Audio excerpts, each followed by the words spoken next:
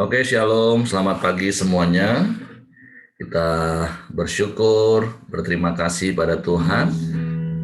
Pagi hari ini kita boleh bangun lagi dengan tubuh yang diberkati, dengan kekuatan kesehatan yang baru yang datang daripada Tuhan.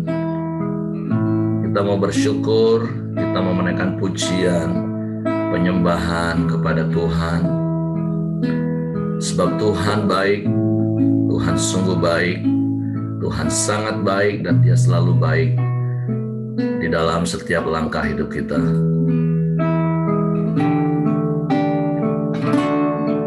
Bapa, kami bersyukur, kami berterima kasih kepadamu pagi hari ini.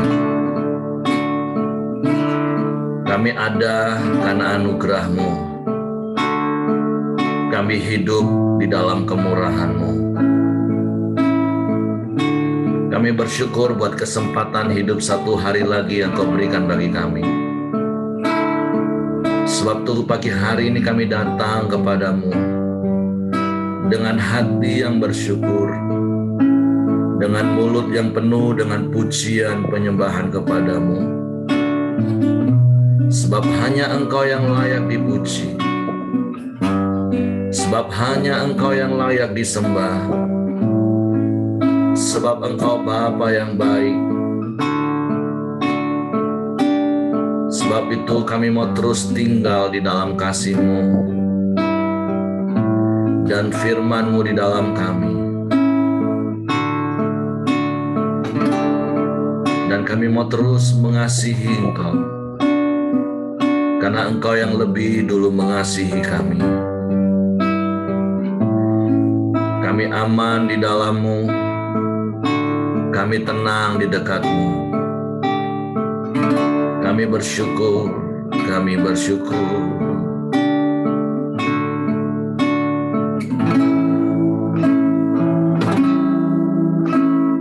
Bapa, Engkau baik. Bapa, Engkau baik. Kau selalu baik kepadaku. Bapa, ku cintakan.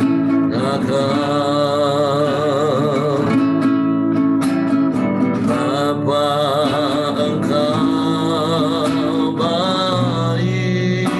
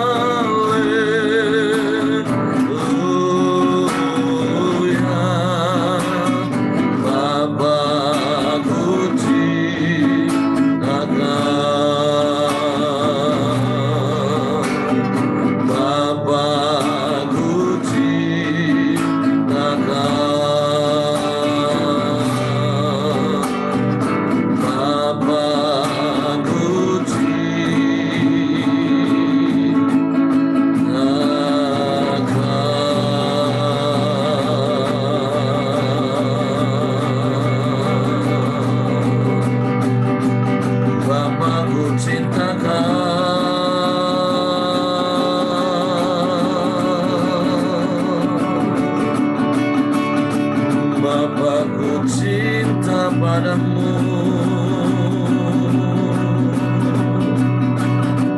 Sebab Kau yang lebih dulu mengasihi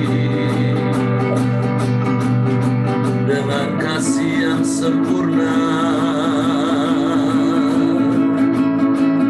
kasih yang ajaib yang Kau berikan bagi kami. Kau mati bagi kami, Kau tebus hidup kami.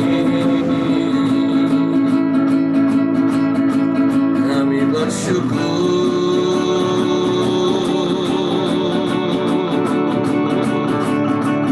Sebab itu pagi hari ini kami memuji-Mu, kami menyembah-Mu,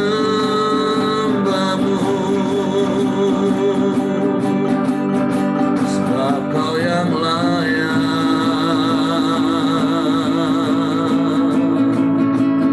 Kau layak dipuji,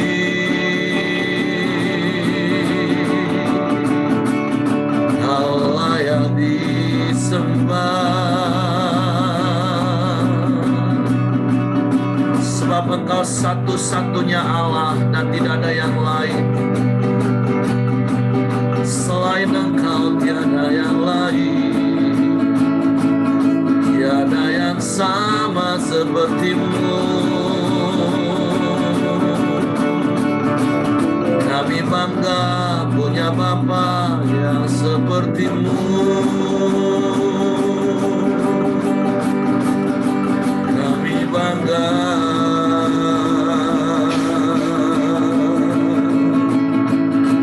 Kami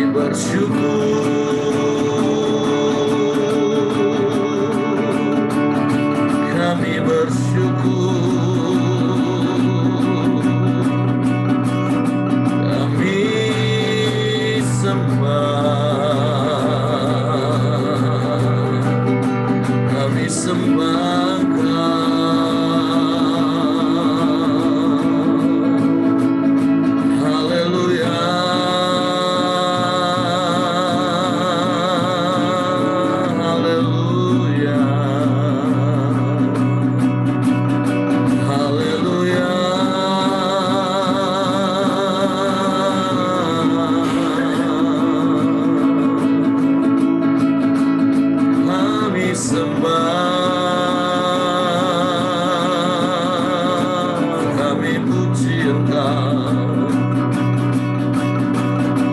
Kepadamu hati kami percaya, hanya kepadamu kami berserah. Sebab rancangan-Mu ajaib, sebab rancangan-Mu indah. Kau tak pernah salah dalam semua keputusan-Mu. Kami bersyukur, kami bersyukur, kami sembah, kami sembah Kau. Haleluya.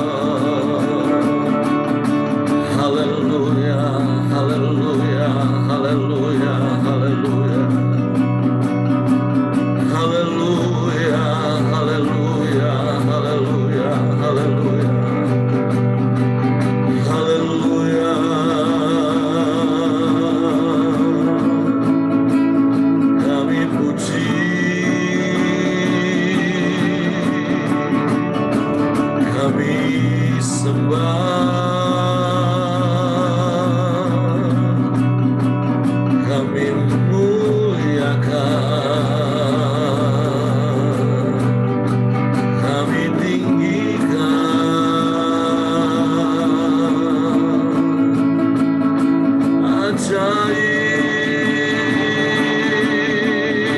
ajaib Kau Tuhan,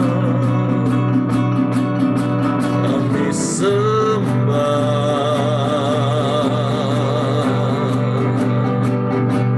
kami muliakan nama-Mu. Kau Bapa yang mulia,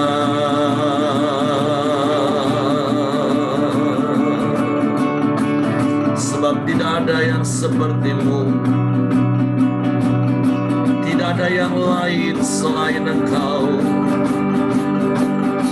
Engkau yang berdaulat atas hidup kami, Engkau yang memiliki rencana yang besar, rencana yang tak pernah gagal atas hidup kami. Kami bersyukur,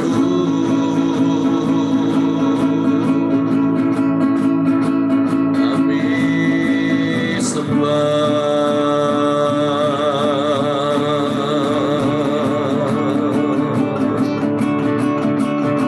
Haleluya, haleluya, haleluya, haleluya. Sebab itu kami mau terus tinggal dalam rencana-Mu,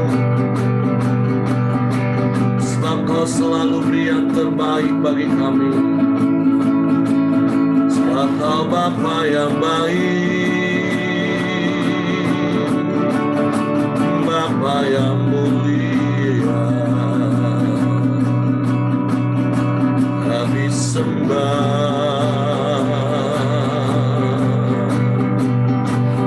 kami sembah,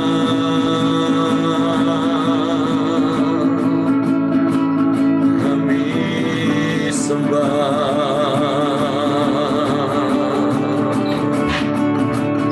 Haleluya.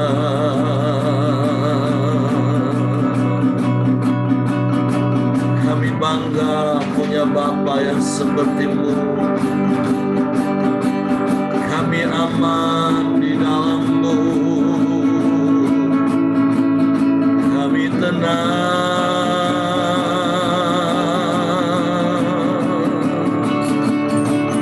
Haleluya, haleluya,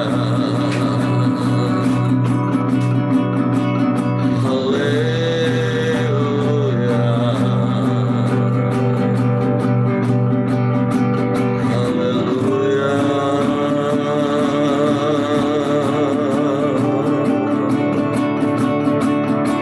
Engkau yang memegang hidup kami,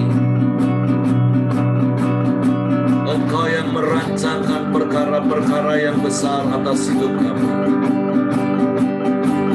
Engkau yang turut bekerja dalam segala sesuatu yang kami alami, untuk mendatangkan kebaikan bagi kami.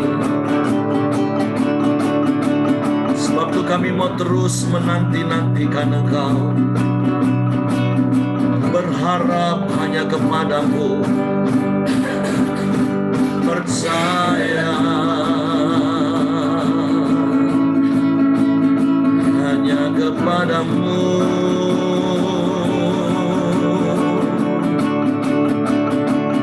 menyerahkan sepenuhnya hidup kami ke dalam tangan-Mu. Sebab kami percaya kami aman di dalam-Mu Tuhan. Sebab Engkaulah kota benteng kami, sebab Engkaulah perlindungan kami, Kau kubu pertahanan kami, Engkau perisai bagi kami,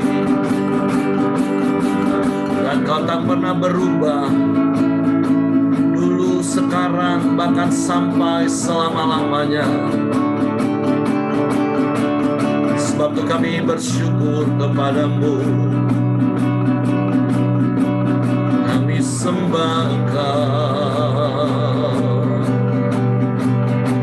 Apapun yang terjadi Tuhan, kami mau bersyukur padamu. Apapun yang terjadi Tuhan, mau terus menyembah-Mu. Dan kami berkata Engkau baik, Engkau sungguh baik, Engkau sangat baik, Engkau selalu baik. Sebab selamanya Engkau baik bagi kami. Dan biarlah kami terus melihat pelangi kasih-Mu, bahkan di balik badai sekalipun. Sebab itu kami bersyukur. Terima kasih Bapa.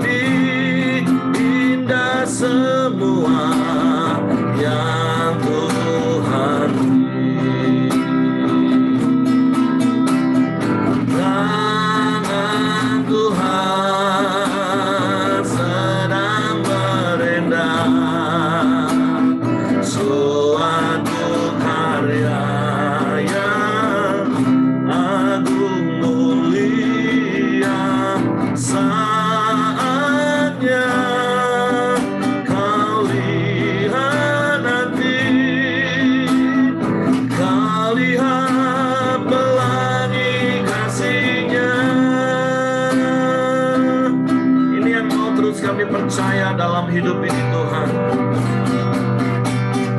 Apa yang Kau alami kini mungkinkah dapat Engkau mengerti cobaan yang Engkau alami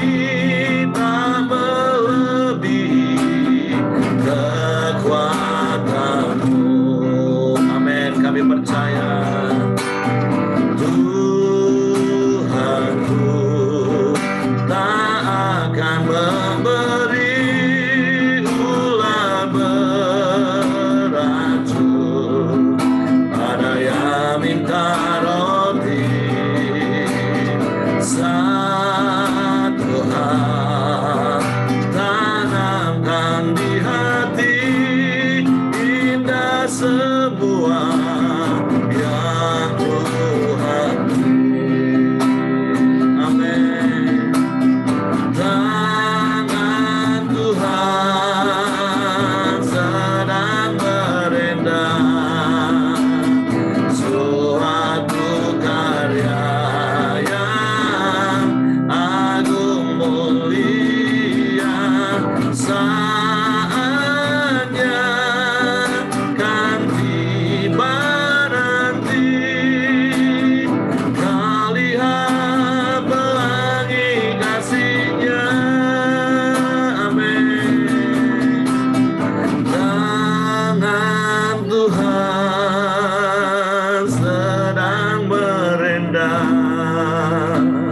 suatu karya yang agung mulia.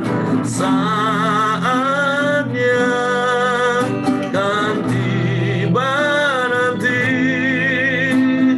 kau lihat pelangi kasih-Nya. Dengan iman mari katakan, tangan Tuhan sedang berendam suatu karya yang agung mulia. Saatnya kan tiba nanti, kau lihat pelangi kasih-Nya. Kau lihat pelangi kasih-Nya. Kau lihat pelangi kasih-Nya.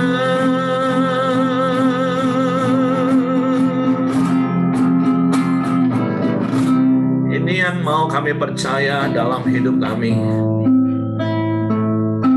bahwa tangan-Mu Tuhan tidak pernah lepas dari hidup kami.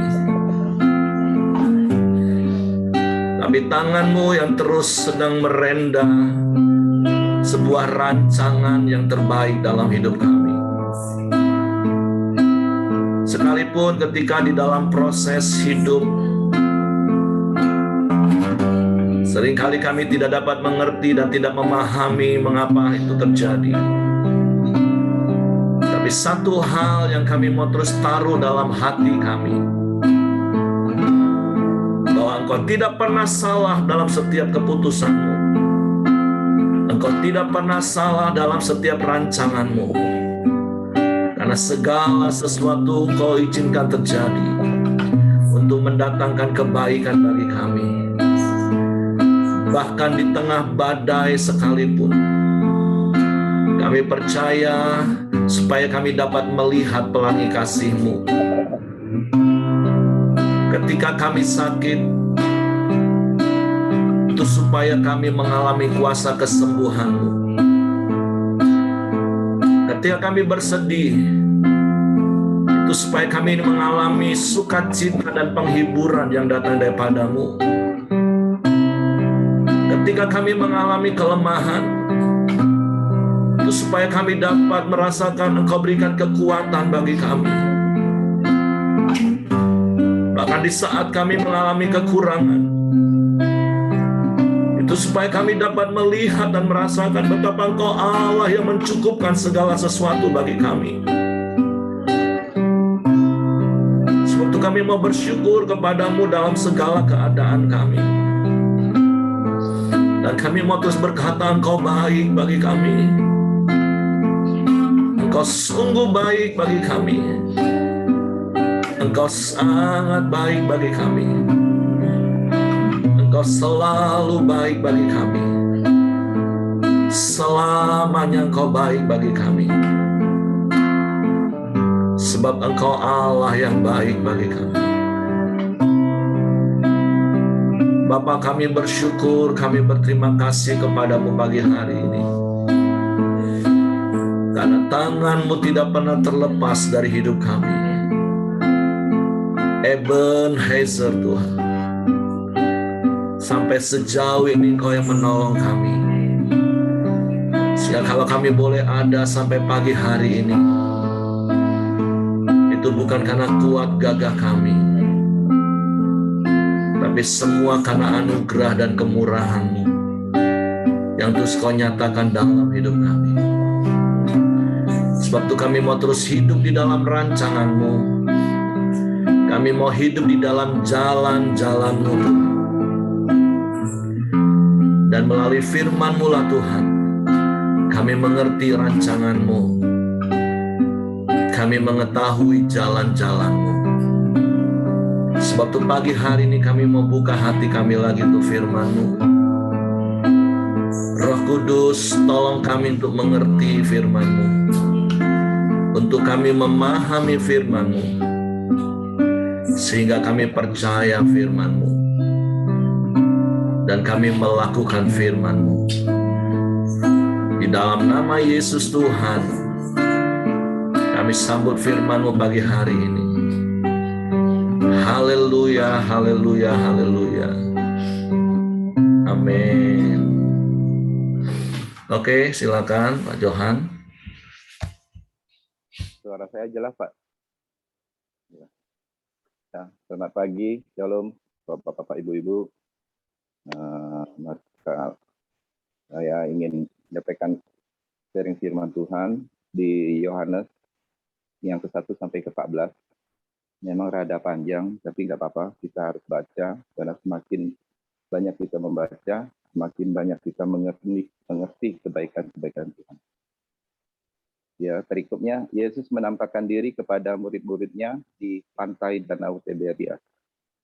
Kemudian Yesus menampakkan diri lagi kepada murid-muridnya di pantai Danau Tiberias, dan ia menampakkan diri sebagai berikut. Di pantai itu berkumpul Simon Petrus, Thomas yang disebut Didimus, Nathanael dari Kanaan yang di Galilea, anak-anak Zebedius, dan 2 orang murid-muridnya yang lain. Kata Simon Petrus kepada mereka, "Aku pergi menangkap ikan," kata mereka kepadanya, "Kami pergi juga dengan engkau." Mereka berangkat lalu naik ke perahu, tetapi malam itu mereka tidak menangkap apa-apa. Ketika hari mulai siang, Yesus berdiri di pantai, akan tetapi murid-murid itu tidak tahu bahwa itu adalah Yesus. Kata Yesus kepada mereka, "Hai anak-anak, adakah kamu mempunyai lauk pauk?" Jawab mereka, "Tidak ada." Maka kata Yesus kepada mereka, "Sebarkanlah jalamu di sebelah kanan perahu, maka akan kamu peroleh." Lalu mereka menebarkannya, dan mereka tidak dapat menariknya lagi karena banyaknya ikan. Maka murid yang dikasihi Yesus itu berkata kepada Petrus, "Itu Tuhan." Ketika Petrus mendengar bahwa itu adalah Tuhan, maka ia mengenakan pakaiannya, sebab ia tidak berpakaian, lalu terjun ke dalam danau. Murid-murid yang lain datang dengan perahu karena mereka tidak jauh dari darat, hanya kira-kira 200 hasta saja, dan mereka membelah jala yang penuh ikan itu. Ketika mereka tiba di danau, mereka melihat api, arang, dan di atasnya ikan dan roti.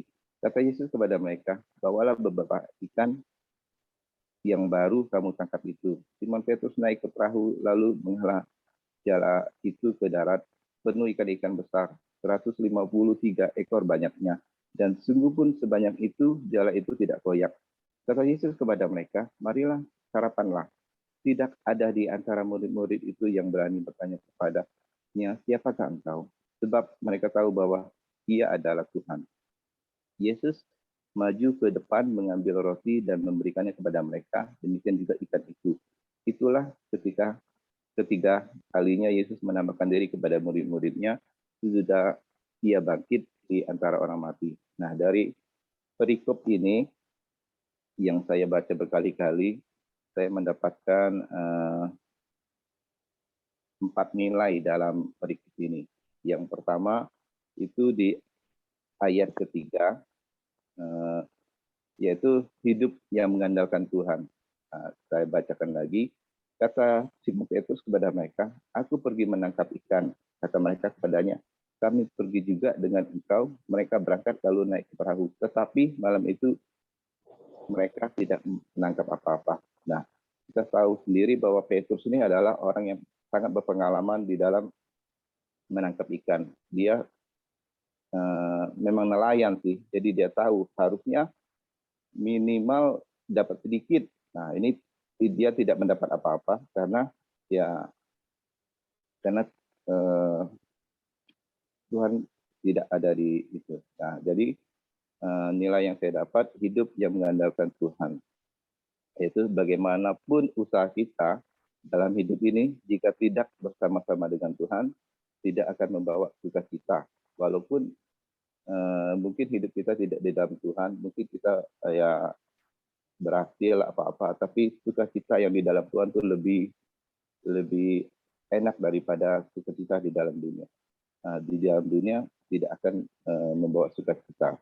Sebaliknya, jika bersama Tuhan, kita mendapat sukacita yang penuh damai sejahtera, penuh dengan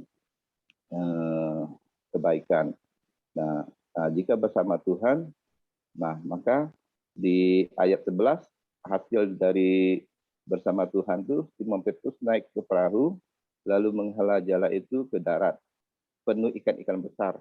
Jumlahnya 153 ekor banyaknya. Dan sungguh pun sebanyak itu, jala itu tidak koyak. Nah, Tuhan kalau memberikan berkat itu yang jelas dan yang pasti gitu. Nah, tidak akan membuat kita, berkat Tuhan itu tidak akan membuat kita hancur, tidak akan membuat kita maksudnya itu jalannya tidak akan koyak. Maksudnya berkat Tuhan itu tidak akan hilang, tidak akan bocor kalau bersama Tuhan. Nah, nilai yang kedua yaitu yang saya dapat, Tuhan tuh tahu segala kebutuhan kita, tahu segala keperluan kita, seperti yang Pak Heri nyanyikan tadi, bahwa tangan Tuhan selalu merendah, karena dia tahu bahwa kita nih, Tuhan tuh tahu bahwa apa yang kita butuhkan, apa yang kita perlukan tuh dia lebih tahu dan dia mengerti. Nah, itu yang saya dapat di ayat 5. Kata Yesus kepada mereka, "Hai anak-anak, adakah kamu mempunyai layak pauk?" Jawab mereka, "Tidak ada." Nah, Tuhan tahu bahwa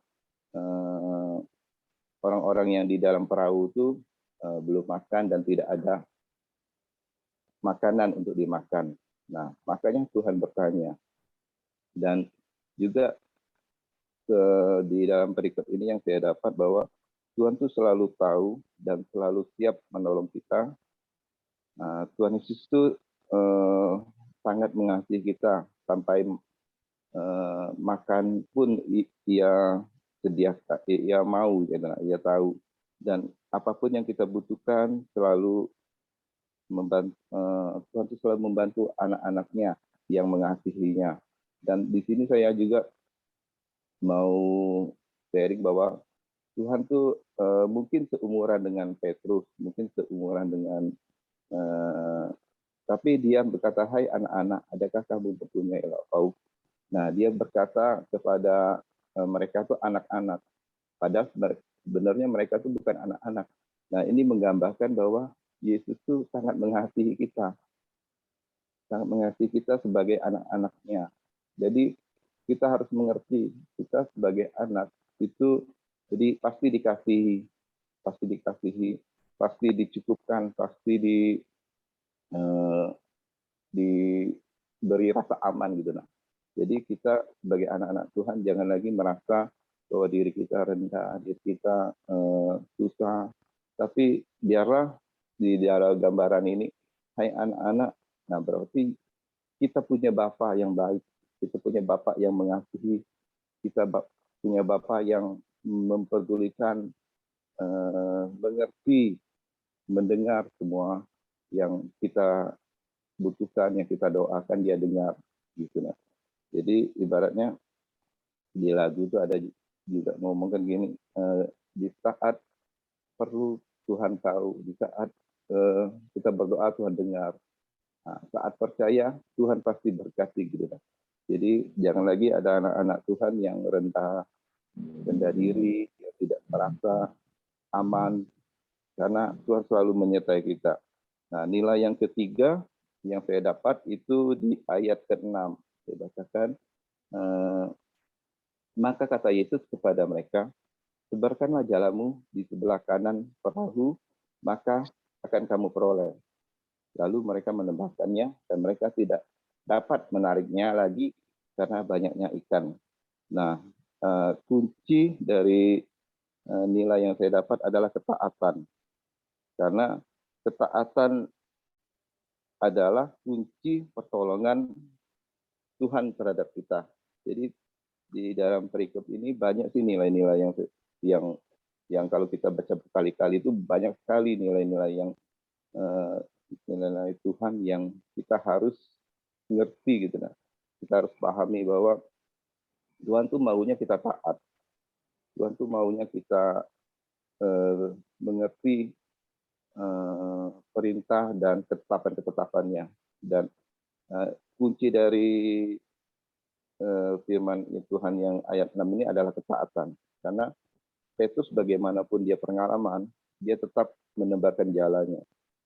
Gitu. Ada juga di Lukas 5 ayat 6. Dan setelah mereka melakukannya, mereka menangkap sejumlah besar ikan sehingga jalannya mereka mulai terkoyak. Jadi saat ketaatan itu ada kita miliki, nah maka ketaatan itu akan mendapatkan hasil gitu. Nah, pasti itulah kata sering Pak Heri ngomongkan, kita harus melakukan kewajiban kita gitu. Nah, di saat kita melakukan kewajiban kita, Tuhan juga pasti kita akan menerima haknya gitu. Nah, kira-kira begitu. Dan nilai yang keempat yang saya dapat itu di ayat ke-7. Maka muridnya yang dikasihi Yesus itu berkata kepada Petrus, itu Tuhan. Ketika Petrus mendengar bahwa itu adalah Tuhan, maka ia mengenakan pakaiannya sebab ia tidak berpakaian, lalu terjun ke dalam danau. Nah, yang nilai yang saya dapat ini adalah akuilah Tuhan dalam setiap lakumu, maka ia akan meluruskan jalanmu. Nah, ini saya dapat juga di Amsal 3 ayat 6. Jadi setiap apapun yang keberhasilan kita, ataupun kekurangan kita, ataupun kesusahan kita, tetap kita harus akui bahwa itu Tuhan, maksudnya. Jadi mau keberhasilan, mau pencapaian kita, mau kesuksesan kita, ataupun Tuhan izinkan kita mengalami yang tidak baik, akuilah itu Tuhan. Nah, maka kalau jadi Tuhan perikop ini banyak sekali mengajarkan, dan kita harus bagaimanapun harus mengakui Tuhan dalam setiap tingkah laku kita, maka dia akan meluruskan jalanmu. Jadi firman ini apapun yang kita lakukan, akuilah Tuhan. Nah, apapun, jadi jangan merasa bahwa diri kita ini karena kepandaian kita, karena kehebatan kita, karena kecakapan kita, karena kerja keras kita, kita berhasil, kita beruntung. Bukan, itu karena Tuhan. Jadi setiap laku kita akui. Kalau kita mengakui Tuhan, maka Tuhan juga akan selalu meluruskan jalan kita, akan selalu memberikan hikmat, akal budi bagi kita. Ada satu lagi saya di ayat 12, ini saya baru terpikir sekarang. Kata Yesus kepada mereka, marilah dan sarapanlah. Tidak ada di antara murid itu yang berani bertanya kepadanya, siapakah engkau? Sebab mereka tahu bahwa ia adalah Tuhan. Di dalam ayat 12 ini yang saya dapat barusan ini, bahwa Tuhan ingin kita tuh selalu bersama dia gitu. Nah, kita harus makan sehidangan dengan dia. Kalau perjamuan kudus itu, nah kita harus hidup, minum dan makan darah itu selalu gitu, selalu bersama dia, selalu menyertakan hidup kita bersama dia, makan sehidangan, minum darah Yesus yang selalu menyucikan hidup kita gitu. Itu aja Pak yang saya dapat Pak. Sharing-sharing lah, nanti mungkin ada tambahan. Oke, terima kasih untuk Ko Johan. Tentu seperti apa yang Ko Johan katakan beberapa kali tadi, dari perikop yang kita baca pagi hari ini, tentu akan ada begitu banyak hal yang akan Bapak Ibu juga dapatkan, karena saya mendorong Bapak Ibu baca lagi perikop ini, terus renungkan lagi sepanjang hari. Selain tentu apa yang tadi Ko Johan sampaikan, ada beberapa poin tentang mengandalkan Tuhan, tentang ketaatan, makan sehidangan dengan Tuhan, yang terus mendorong kita untuk kita semakin hari semakin intim dekat dengan Tuhan. Nah, melalui kisah ini Bapak Ibu ada sebuah pembelajaran yang kita harus belajar dari Simon Petrus tentunya. Memang Simon ini kan orang yang intim, bahkan menurut saya ini intimnya intim mentok, orangnya yang suka berubah-ubah. Nah, Dan kita tahu padahal dari ayat terakhir dari perikop ini yang ketiga kali Yesus menampakkan diri. Artinya yang kedua kali sebelumnya itu Petrus sebenarnya sudah ada, sudah tahu, sudah lihat Yesus. Tapi tentu dari rentang waktu Yesus menampakkan diri kedua sampai perikop ini memang firman Tuhan tidak mencatat berapa lama. Tapi tiba-tiba Simon Petrus akhirnya mau kembali menjala ikan. Nah, jadi pembelajaran yang mau kita terima pagi hari ini dari apa yang ingin saya sampaikan, selain dari apa yang tadi tentunya Ko Johan sampaikan tentang mengandalkan Tuhan, taat mendatangkan berkat, terus makan sehidangan dengan Tuhan. Saya mau katakan seperti ini, ketika engkau kehilangan arah, bahkan mulai kehilangan pengharapan, jangan kembali berbalik ke hidup lamamu.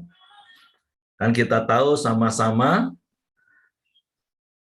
bangsa Yahudi secara khusus, secara umum, dan murid-murid juga secara khususnya, kan berharap bahwa Yesus itu sebagai Mesias, artinya pembebas, yaitu membebaskan mereka dari jajahan Romawi pada waktu itu. Kalau kita baca di Lukas pasal 24, kita juga akan melihat kisah tentang keluarga Kleopas yang juga kehilangan arah, kehilangan pengharapan, dan akhirnya mereka memutuskan untuk pulang kampung. Karena mereka berpikir, loh, Yesus yang seharusnya menjadi pembebas bagi kita dari penjajahan Roma, tapi ternyata dia sudah mati, sudah disalib sekarang. Nah, sama dengan kasus Petrus, walaupun sekali lagi Petrus sebenarnya sudah 2 kali sebelumnya melihat Yesus setelah kebangkitannya. Tapi itulah, ini bukan bicara soal foto karakter itu bagus nggak bagus. Berkali-kali saya katakan foto karakter itu setiap kita itu pasti punya kelebihan dan kekurangan. Tapi dari sisi Petrus yang kita belajar itu memang dia orang intim mentok yang berubah-berubah terus tergantung situasi. Ketika mereka merasa mulai kehilangan arah karena Yesus udah nggak bersama lagi yang selama 3,5 tahun, kemana Yesus jalan mereka ikut. Yesus ngomong A, mereka ikut. Yesus ke kanan, mereka ikut ke kiri. Nah, hari itu kan mereka tidak melihat secara kasat mata Yesus ada bersama dengan mereka. Entah sedang merenung apa, sedang melamun apa, Petrus tiba-tiba dia punya ide, udahlah aku mau balik lagi. Padahal 3,5 tahun sebelumnya, ketika mereka sedang mengalami situasi, mereka menjala semalaman, mereka nggak dapat, dan kemudian Yesus, sejak hari itu aku akan menjadikan engkau penjala manusia.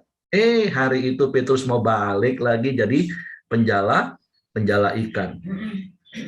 Jadi pembelajaran yang saya dapat dari kisah ini, sekalipun sepertinya kita sedang ada di situasi di mana seperti kita hilang harapan, kita kehilangan arah, maka biarlah kita tetap percaya dan menyanyi seperti ini.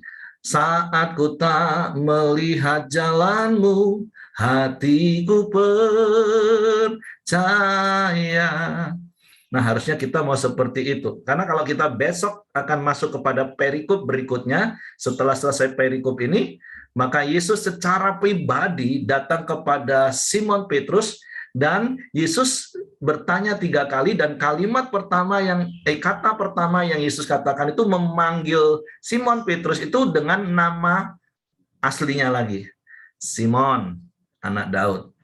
Simon itu kan artinya seperti bulu yang mudah diombang-ambingkan.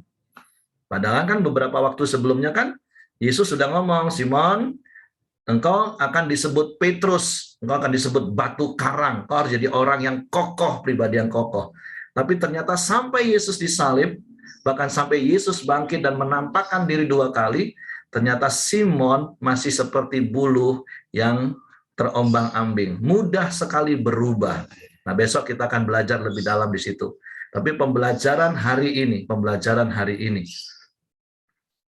sekalipun engkau kehilangan arah dalam hidupmu, sepertinya, karena saya mau teguhkan pagi hari ini, sesungguhnya kita punya Allah yang Maha Hadir. Kita punya Allah yang nggak pernah tinggalin kita. Kita punya Allah yang nggak pernah biarin kita. Dia selalu berjalan di depan kita. Dia ada di sekeliling kita. Dia menuntun tangan kita. Dia memimpin langkah hidup kita. Jadi kalaupun hari ini engkau sedang mengalami masalah, engkau mengalami sebuah situasi yang mencekam, yang membuat engkau seakan-akan engkau kehilangan arah, engkau kehilangan pengharapan, jangan pernah ambil keputusan untuk kembali cara hidupmu yang lama. Mungkin bisnismu mentok, dan kau berpikir, aku udah berusaha berbuat sesuai dengan firman, kenapa bisnisku mentok? Kayaknya lebih baik kayak dulu deh, aku bisnis tipu-tipu, aku punya uang banyak. Itu contoh-contoh seperti itu. Atau keadaan rumah tanggamu, atau keadaan apapun yang sedang kau alami, engkau mulai kehilangan arah karena situasi hari-hari ini. Dan kau rasanya pikir, aduh kayaknya enak hidup seperti dulu, biarlah dosa mah dosa, biarlah. Tapi dari kisah ini kita tahu ketika Petrus dan murid-murid yang lain ikut pula, akhirnya mereka mengalami apa? Kesia-siaan. Firman Tuhan katakan sepanjang malam mereka nggak dapat ikan apapun. Jadi pembelajaran adalah sekali lagi ketika engkau sepertinya sedang kehilangan arah, engkau hilang pengharapan karena situasi yang kau alami, jangan kembali cara hidupmu yang lama. Engkau hanya akan mengalami kesia-siaan dan kesia-siaan. Seperti pengkhotbah katakan. Satu hal yang sangat miris, seorang Salomo, yang firman Tuhan katakan, sebelum dia dan sesudah dia, nggak akan ada orang seperti dia. Tapi di akhir hidupnya, akhirnya dia mengakui segala sesuatu itu sia-sia. Kenapa? Karena dia akhirnya hidup dengan kedagingannya. Dia punya istri banyak, dia punya banyak hal yang seharusnya nggak perlu dia lakukan, tapi dia pikir dia bisa lakukan. Sehingga dia menulis kesia-siaan di atas kesia-siaan. Jadi pagi hari ini sekali lagi saya meneguhkan setiap Bapak Ibu, apapun keadaan yang kau alami hari ini, jangan pernah merasa hilang arah, jangan pernah merasa kehilangan pengharapan, karena Yesus Tuhan yang setia. Dia tidak pernah meninggalkan kita. Seperti lagu yang kita naikkan tadi, dia sedang merendah sebuah karya dalam hidup kita. Terkadang kita nggak ngerti kenapa lagi turun rendah itu. Karena yang namanya rendah itu harus turun, naik, nanti putar turun, naik. Bukan lurus saja seperti itu. Itulah merendah maksudnya. Saya nggak tahu apakah hari ini keadaanmu sedang seperti turun, tapi sekali lagi jangan hilang pengharapan, jangan hilang arah, sehingga engkau pengen kembali ke cara hidupmu yang lama. Tapi terus maju, terus bersuka cita, terus punya pengharapan, teruslah berjalan bersama dengan Tuhan yang akan menuntun hidupmu dari kemenangan datang kemenangan. Oke, itu saja yang saya tambahkan. Mungkin Bapak Ibu yang lain mau tambahkan sesuatu, mau cerita pengalaman hidupmu, supaya yang lain juga boleh diteguhkan.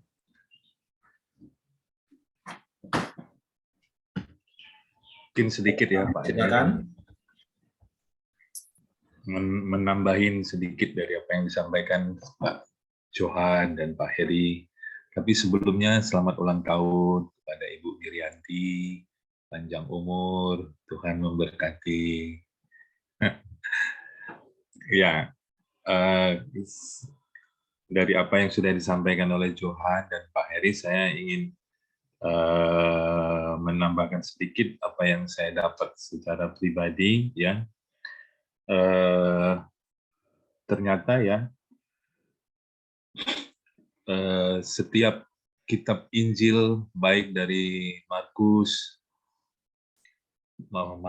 Markus, Lukas, Yohanes ini ternyata selalu diakhiri memang dengan perintah untuk mengabarkan Injil. Ya, kita tahu kalau dari Matius diakhiri dengan perintah untuk melaksanakan amanat agung, ya, Matius 28 ayat 18-20. Di Markus juga seperti itu, ya, diakhiri dengan perintah penyebaran berita Injil oleh para murid, Markus 16 ayat 20, ya. Demikian juga di kitab Lukas, kalau kita baca di Lukas 24 ayat 44 sampai 53, ya, itu disampaikan supaya kita melakukan berita pertobatan dan pengampunan dosa kepada segala bangsa. Ya. Nah, kitab Yohanes ini juga kan hari ini kita baca tentang kisah bagaimana murid menjala ikan, ya. Sebenarnya itu lambang untuk melakukan pemberitaan Injil. Sampai besok kita akan baca bagaimana perintah untuk mengembalakan domba-domba, memelihara domba-domba, ya. Yang menarik yang saya bisa dapatkan hari ini adalah di dalam, jadi artinya apa? Artinya Injil ini seperti kemarin juga kita sudah bahas, Injil ini disampaikan memang supaya kita meneruskannya, supaya kita memberitakan Injil ini kepada semua orang, supaya mereka yang memberitakan, yang mendengarkan Injil bisa percaya dan bisa diselamatkan. Tetapi yang menarik adalah seperti tadi Johan sudah singgung, ya, di dalam kerinduan kita, ketaatan kita memberitakan Injil, maka kita tidak bisa mengandalkan strategi, mengandalkan pengalaman, mengandalkan apa yang pernah kita lakukan, ya. Selalu harus mengandalkan apa kata Tuhan. Jadi di dalam rahasia kita berhasil di dalam penginjilan, di dalam pelayanan kita, ya, itu adalah keterampilan kita di dalam mendengarkan apa perintah Tuhan. Ya, sama seperti peristiwa ini kan, mereka semua nelayan, ya, sangat berpengalaman, tapi berdasarkan pengalaman mereka, semalaman mereka tidak mendapatkan apa-apa. Kemudian Yesus memerintahkan untuk menyebarkan jala di sebelah kanan perahu. Saya percaya mereka sudah menyebarkan jalannya ke sebelah kanan sudah, ke sebelah kiri sudah, ke depan sudah, ke belakang sudah, ya, semalaman pasti itu sudah mereka lakukan. Tapi ketika Yesus memerintahkan untuk menyebarkan jala ke sebelah kanan, mereka tidak protes gitu. Tapi mereka taat melakukannya. Jadi bagi saya pribadi memang, ya, ketaatan kita di dalam mendengarkan instruksi daripada Tuhan, ya, yang dihasilkan dari hubungan pribadi kita yang dekat dengan Tuhan, itu merupakan kunci keberhasilan kita di dalam pelayanan, di dalam memberitakan Injil.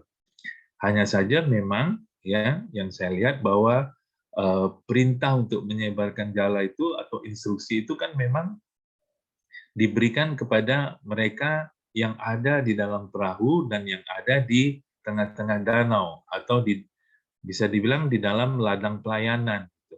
Tidak diberikan kepada murid-murid yang sedang berdiri di tepi pantai. Gitu. Artinya yang tidak diberikan kepada mereka yang berdiam diri, gitu. Tetapi diberikan kepada mereka yang sedang melakukan katakanlah penginjilan itu sendiri. Gitu. Jadi dua hal itu yang apa namanya, yang saya hari ini dikuatkan, diteguhkan, dimotivasi, ya, bahwa penting sekali bagi kita untuk dengar-dengaran dan taat kepada apa instruksi dari Tuhan, perintah dari Tuhan di tengah-tengah ladang pelayanan kita, supaya pelayanan kita boleh berhasil. Ya, itu saja mungkin yang bisa saya tambahkan, Pak Eri. Terima kasih. Oke, terima kasih Pak Ramli. Jadi kita diteguhkan bahwa yuk belajar terus ada di ladangnya Tuhan dalam tanda kutip. Ketika kita memberitakan Injil, maka bukan metode dan cara yang kita pikir itu paling tepat, tapi setiap situasi ikuti arahan Tuhan. Seperti apa yang dialami murid-murid, sepanjang malam mereka di tengah, yang di tempat biasanya harusnya banyak ikan. Sementara posisi mereka pada waktu itu hanya sekitar 90 meter, udah hampir ke tepi. Tapi ketika mereka tetap ada di danau, bukan di darat, dan mereka mengikuti instruksi Tuhan dengan taat dan tepat, maka mereka mengalami kuasa dan mujizat sehingga bisa menangkap 153 ikan. Dan jala mereka enggak koyak. firman Tuhan dengan jelas katakan, kalau di 3,5 tahun sebelumnya, jalan mereka hampir koyak. Nah, tapi ketika kita taat kepada instruksi Tuhan, dan firman Tuhan katakan ketaatan itu mendatangkan berkat. Bukan hanya bicara soal berkat materi, tapi ketika kita sedang memberitakan Injil dan kita ikuti instruksi Tuhan, maka kita akan bisa menangkap jiwa itu. Dan Tuhan dipermuliakan. Jadi terima kasih untuk Pak Ramli yang sudah menambahkan. Dan juga sekali lagi, happy birthday untuk Ibu Mirianti. Sekalipun kado ulang tahunnya harus ketemu dokter, tapi Tuhan akan berikan kado yang terbaik dengan kabar baik yang akan diterima dari dokter. Amin. Terima kasih.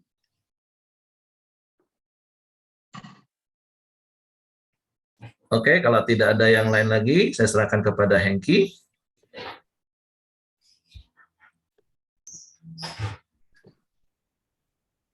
Terima kasih untuk pagi hari ini. Mari kita masuk dalam doa kita di pagi hari ini. Bapa yang baik, kami sangat bersyukur kepadamu ya Tuhan. Di pagi hari yang indah ini kami bisa datang kepada Engkau ya Bapa. Biarlah kami Tuhan mau terus taat kepada Engkau Tuhan. Kami percaya kepada Engkau ya Bapa. Saat kami taat dan percaya Tuhan, kami akan melihat tangan-Mu sendiri yang menolong kami. Tangan-Mu sendiri yang membawa kami ke dalam suatu dimensi yang lebih besar Tuhan. Terima kasih ya Bapa. Kami percaya Tuhan, kalau kami berjalan bersama dengan Engkau, baik dalam pelayanan kami, baik dalam pekerjaan kami Tuhan, kami tahu Tuhan, suatu yang akan mendatangkan hasil yang lebih baik ya Bapa. Dan juga kami akan terus Tuhan, dibawa lebih lagi naik di dalam Engkau ya Bapa. Masuk di dalam dimensi Tuhan, untuk mengenal Tuhan lebih dekat lagi ya Tuhan. Terima kasih berpagi hari ini ya Bapa. Kami bersyukur kepadamu ya Tuhan. Dan juga kami berdoa kepada Ibu Mirianti ya Tuhan, di mana hari ini Ibu Mirianti ulang tahun ya Bapa.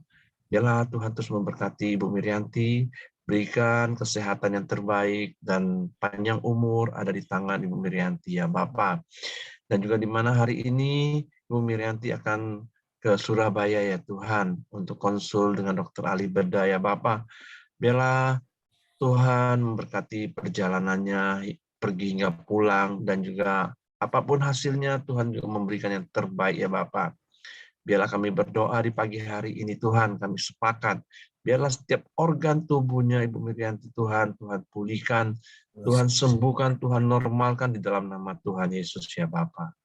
Terima kasih ya Tuhan. Kami serahkan Ibu Mirianti ke bawah tangan kuasa-Mu. Dan juga biarlah Tuhan juga terus memberkati Kojohan Tuhan yang telah menyampaikan kebenaran firman-Mu. Tuhan terus tambahkan hikmat-Mu atas Kojohan Tuhan. Tuhan juga berkati istri dan juga anak-anaknya. Bahkan pekerjaannya juga Tuhan berkati ya Bapa. Terima kasih buat juga setiap kami yang hadir di pagi hari ini. Biarlah Tuhan juga senantiasa memberkati kami. Apapun pergumulan kami, apapun persoalan kami, Tuhan ada dan Tuhan selalu menjawab. Terima kasih ya Tuhan. Buat setiap kami yang hadir di pagi hari ini ya Bapa. Kami juga terus berdoa kepada negara yang masih berperang Tuhan, Ukraina dan Rusia ya Bapa. Biarlah kami berdoa Tuhan, biarlah Tuhan menaruh hati yang penuh damai di atas pemimpin-pemimpin negara ini ya Tuhan. Dan juga kami berdoa di mana orang-orang masyarakat yang ada di Ukraina Tuhan, yang saat ini terkena musibah peperangan ya Bapa. Biarlah Tuhan tolong mereka untuk rumah yang mereka tumpangin, bahkan makanan yang ingin mereka makan. Tuhan tolong, Tuhan berikan mereka. Tuhan tunjukkan orang-orang yang akan menolong mereka ya Bapa. Terima kasih ya Tuhan, biarlah peperangan ini boleh selesai Tuhan, boleh dihentikan ya Bapa. Biarlah ada perdamaian ya Tuhan antara kedua negara ini ya Bapa. Terima kasih ya Tuhan, kami serahkan Ukraina dan Rusia ke bawah tangan kuasa-Mu. Kami juga terus berdoa buat bangsa dan negara kami Indonesia ya Tuhan. Biarlah Tuhan terus memberkati bangsa kami Indonesia ya Bapa. Tuhan terus membawa bangsa kami Indonesia hari demi hari lebih baik lagi ya Bapa. dari sisi perekonomian, dari sisi keamanan. Tuhan terus memberikan perekonomian yang terbaik ya Bapa. Dan juga Tuhan terus memberikan keamanan yang terbaik atas bangsa kami Indonesia ini ya Tuhan. Terima kasih ya Bapak. Kami juga berdoa bahwa pemimpin bangsa kami, Presiden kami Pak Joko Widodo, dan juga wakilnya Pak Maruf Amin, dan juga staf menteri yang ada. Tuhan berkati pemimpin bangsa kami ya Tuhan. Tuhan terus memberikan hikmat dan roh takut akan Tuhan. Biarlah mereka menjalankan roda pemerintahan sesuai dengan apa yang Tuhan rencanakan untuk bangsa kami Indonesia ini ya Bapak. Terima kasih, kami serahkan bangsa kami Indonesia ke bawah Tuhan kuasa-Mu. Mari kita masuk dalam doa Bapa kami. Bapa kami yang di surga, dikuduskanlah nama-Mu, datanglah kerajaan-Mu, jadilah kehendak-Mu di bumi seperti di surga. Berikanlah kami pada hari ini makanan kami yang secukupnya, dan ampuni kami akan kesalahan kami, seperti kami juga mengampuni orang yang bersalah kepada kami. Dan janganlah membawa kami ke dalam pencobaan, tetapi lepaskanlah kami daripada yang jahat. Karena Engkau yang punya kerajaan dan kuasa dan kemuliaan sampai selama-lamanya. Amin. Pak Heri, silakan tutup dalam doa, Pak. Bapa, kami bersyukur, kami berterima kasih kepadamu pagi hari ini. Terima kasih buat firman-Mu yang meneguhkan hati kami. Kami percaya Engkau terus memimpin langkah demi langkah kami. Sebab itu kami mau terus belajar taat kepada firman-Mu, karena ketaatan itu akan mendatangkan berkat. Bukan saja berkat bagi kami, tapi bila kami taat melakukan instruksi-Mu, maka ada jiwa-jiwa yang akan dibawa datang kepadamu. Tuhan, kami bersyukur karena Engkau tidak pernah meninggalkan kami sendirian. Engkau selalu ada bersama dengan kami, dan Engkau selalu menyertai kami. Tuhan, terima kasih. Sekali lagi kami berdoa untuk Ibu Miryanti, biarlah dengan bertambahnya usia hari ini, bertambah juga kasih karunia-Mu. Berkat umur panjang, berkat kekuatan kesehatan, berkat Abraham, berkat Ishak, berkat Israel, berlimpah-limpah dalam hidupnya. Setiap pergumulan hidupnya, kerinduan hatinya, Engkau Tuhan yang menjadi jawaban satu-satunya, dan jawaban-Mu tidak akan pernah salah. Dan biarlah di momen hari ulang tahunnya ketika dia konsultasi dengan dokter, maka biarlah mendapatkan kado yang terbaik, keputusan yang terbaik datang daripada Tuhan melalui dokter di mana Ibu Miryanti konsultasi hari ini. Tuhan, kami melepaskan berkat ini di dalam nama Tuhan Yesus Kristus. Tuhan, terima kasih, kami serahkan hidup setiap kami, baik pribadi, rumah tangga kami, bisnis kami, sepanjang hari ini dalam seluruh aktivitas kami. Tutup bungkus kami dengan kuasa darah Yesus. Malaikat-Mu memakai tempat tinggal kami, menyertai keluar masuk kami sepanjang hari ini. Bahkan Engkau yang memelihara kami, memenuhi semua kebutuhan keperluan kami. Dan biarlah Engkau dipermuliakan Tuhan. Engkau menyertai dan Engkau memberkati kami. Kiranya kasih karunia Bapa, damai sejahtera dari Yesus Kristus, serta pimpinan persekutuan Allah Roh Kudus menyertai kita sekalian mulai hari ini sampai Maranatha. Dia Yesus datang kali yang kedua. Di dalam berkat nama Tuhan Yesus Kristus. Haleluya.